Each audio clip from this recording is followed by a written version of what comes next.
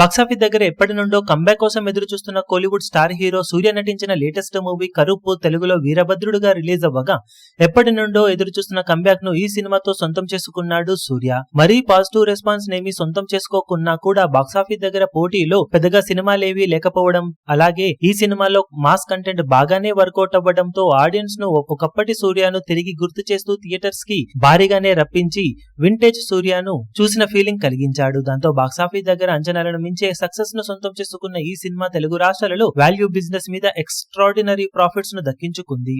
మొత్తం మీద సినిమా తెలుగు రాష్ట్రాలలో నైజాంలో 16.2 కోట్ల రేంజ్ లో గ్రాస్ ను, టోటల్ ఆంధ్రాలో 17.65 కోట్ల రేంజ్ దాకా గ్రాస్ మార్కును అందుకోగా తెలుగు రాష్ట్రాలలో మొత్తం మీద 33.85 కోట్ల రేంజ్ లో గ్రాస్ ను, 16.85 కోట్ల రేంజ్ దాకా షేర్ అందుకుంది. 7 కోట్ల వాల్యూ బిజినెస్ తో బరిలోకి దిగి 7.5 కోట్ల బ్రేక్ ఈవెన్ టార్గెట్ తో బాక్సాఫీస్ బరిలోకి దిగిన ఈ సినిమా టోటల్ రన్ లో 9.35 కోట్ల రేంజ్ ప్రాఫిట్ ను సొంతం చేసుకుని దుమ్ము దులిపేసింది. తెలుగులో డబ్ మూవీస్ లో one of the most profitable movies లో ఒకటిగా నిలిచింది ఈ సినిమా. అలాగే సూర్య కెరీర్ లో తెలుగులో బిగ్గెస్ట్ హిట్ గా మంచి లాభాలను అందుకొని మాస్ రచ్చ చేసి అల్టిమేట్ కంబ్యాక్ ను సొంతమయ్యేలా చేసింది.